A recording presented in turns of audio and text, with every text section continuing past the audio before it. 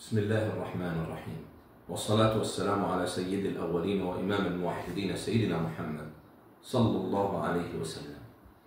موضوع هام وخطير، حديثنا عن الركن الثاني من أركان الإسلام، حديثنا عن الصلاة. ربما البعض يقول أن الصلاة كثر الكلام فيها. سيد الأولين وإمام الموحدين صلى الله على حضرته كانت آخر وصيته لأمته الصلاة قبل أن يفارق الدنيا، الصلاة وما ملكت أيمانكم، الصلاة وما ملكت أيمانكم، بنص وصية رسول الله صلى الله عليه وسلم.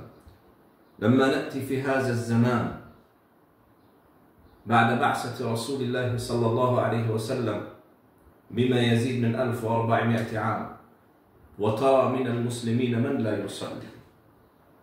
ما بتصليش انت الخسران، لما بتصليش انت الخسران، ما حدش خسران غيرك انت اللي ما بتصليش. تذكرت كلام العلماء جيدا في العقوبة النازلة من الله على تارك الصلاة. العقوبة الأولى له في الدنيا يمحو الله سماه الصالحين من وجهه. تأمل أخ الإيمان والإسلام، أقسم بالله غير حانس، جلست مع أحد الأشخاص لا يصلي فنظرت في وجهه فوجدته لأهل الكفر أقرب من أهل الإيمان. أقسم بالله غير حانس، نظرت في وجهه فوجدته لأهل الكفر أقرب من أهل الإسلام. يمحو الله سماه الصالحين من وجهه، لا ترى في وجهه سماه الصالحين. لما؟ قال الحبيب المصطفى: أرأيتم لو أن نهرا بباب أحدكم يغتسل منه كل يوم 5 مرات أيبقي من ضرنه شيء؟ قالوا لا يا رسول الله. قال: فذلك مثل الصلوات ال5 يمحو الله بهن الخطايا ويرفع بهن الدرجات. حينما تتوضأ، حينما تصلي، لما تترك الصلاة؟ لما تتكاسل عن الصلاة؟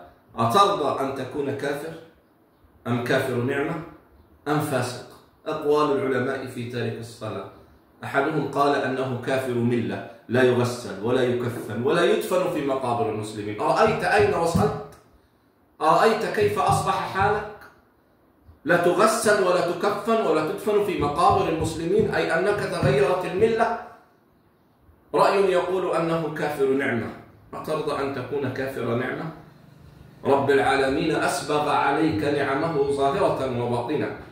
يكفي نعمة الإسلام، يكفي نعمة الإسلام، أنك مسلم، أنك موحد، أنك من عباد الله جل وعلا. يكفي أن من الله عليك بنعمة الإسلام، ثم بعد ذلك تتكاسل عن الصلاة. الأخف الأقوال أنه فاسق. من منا يرضى أن يوصف بالفسق؟ من منا يرضى أن يوصف بالفسق؟ أترضى أن توصف بالفسق؟ إذا خلت الورود من طيب نفحتها فلا تزاحم بها في الأرض بستانا، وإذا خلت الوجوه من نور سجدتها فلا تستحق غداة الموت أكفانا، وإذا خلت القلوب من ذكر خالقها فهي الصخور التي تحتل أبدانا، وإذا خلا المرء من فهم ومعرفة ظلمت نفسك لو تدعوه إنسانا.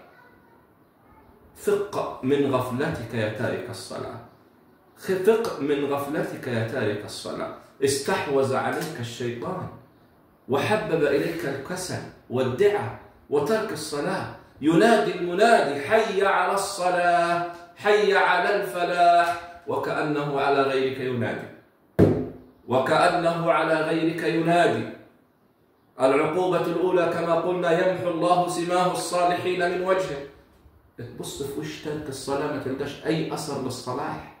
زي ما قلت في أول الفيديو، نظرت في وجه تارك الصلاة فوجدته أقرب لأهل الكفر من أهل الإسلام. الأولى يمحو الله سماه الصالحين من وجهه.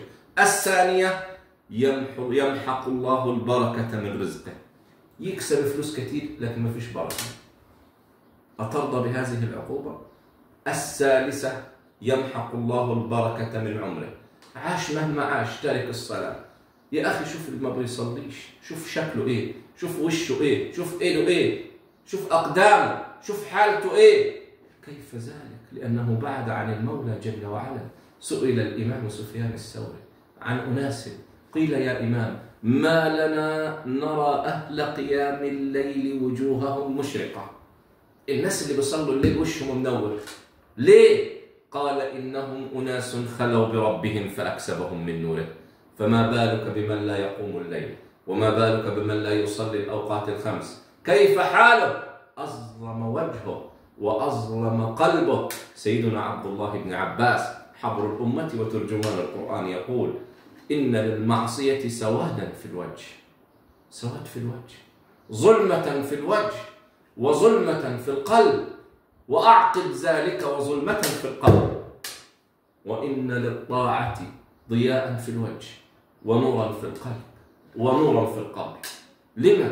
لأنك ساجد لرب العالمين، لأنك مصل لرب العالمين، لأنك من الساجدين، لأنك من الراكعين. أما إن كنت غير ذلك فأنت الخاسر يا تارك الصلاة، أنت الخاسر الوحيد. أسأل الله جل وعلا أن يجعلنا للصلاة من المحافظين، وأن يعلمنا وأن يذكرنا ما نسينا، وأن يجعلنا من عباده الذاكرين الراكعين الخاشعين. وأقول ما تسمعون، والسلام عليكم ورحمة الله وبركاته.